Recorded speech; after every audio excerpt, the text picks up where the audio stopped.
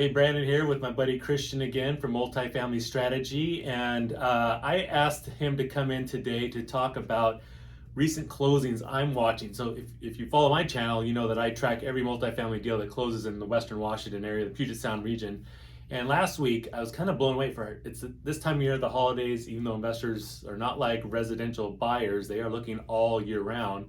We had 22 closings under $2 million just last week alone. So Christian, are 22 people making a huge mistake because their rates are high and prices are still kind of high, or what's your take on that? They're probably all crazy. They're probably all going to go bust. No, I actually love the timing right now. I really love the timing because there's a lot of the bigger players are on the sideline waiting to see what the market's going to do. Mm-hmm. There's a lot of scared money out there, which means if you're taking the field right now, you're likely, I haven't looked at every single deal, but on the basic assumption that they bought on decent fundamentals and cash flowing deals, this is a fantastic time to go take the field. Yeah. Go score some properties right in the off season. It's around the holidays, less competition. It's an economic downturn, which means less competition. Yep. If you can buy it long-term fixed rate debt where cash flows, I mean, this is the single best time, in my opinion, to expand. Everyone sits on the sideline, rush the field. And you'll like this, you're an expert in seller finance deals. 2 of those 22 were on seller financing. Okay, so 2 of those people are going to make money. No, I'm kidding. I don't know how the other ones are put together, but yeah, that's awesome. Creative finance is a great time for it. Yes. So one of them didn't even list owner financing as an option, and see that buyer's broker representing the buyer obviously pitched that to that listing agent, that seller, and they were able to make that work for both sides. So 2 deals out of 22, that's pretty good in what I'm seeing lately close. And then a few I think are probably 1031 money. So that's people parking cash from other deals, right? Scaling up, building some momentum. And a couple of those I know were probably house hackers because they were VA, FHA buyers, small duplexes.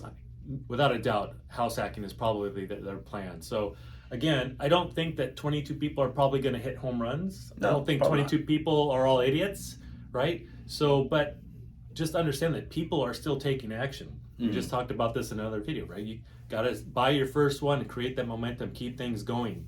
Analysis paralysis will kill you and kill the equity growth over long term. Yeah. You just have to get out there and be playing the game. And if you're scoring singles, doubles, home runs, however your deal is, there's good deals to be found in every market. If your strategy is recession proof, such as buy and hold real estate based on basic fundamentals of cash flow and long-term equity growth, the market cycle is not as important, and that is a contrarian view. There's a lot of professionals who are like, you need to know your cycles, you need to understand your cycles. I think you just need to understand your criteria. I don't buy deals that lose money. Cody and I have one deal to expand the Robinhood. We bought the triplex right next to the Robinhood. Yep. Fantastic deal. It's painful right now while it's not making any money. It's very painful. If you buy $1 million property and you just support the negative every month personally, those suck. Yeah. If they're buying those right now, you better have a boatload of other real estate to support it. Yeah. Michael Zuber has a rule: no alligator deals. Yes. Alligators you have to feed every month. Don't do those. The triplex makes sense in a larger business picture, but I mean, if I didn't have 100 other cash flowing units, that would make no sense. And it's still, I don't think I'm going to do that again.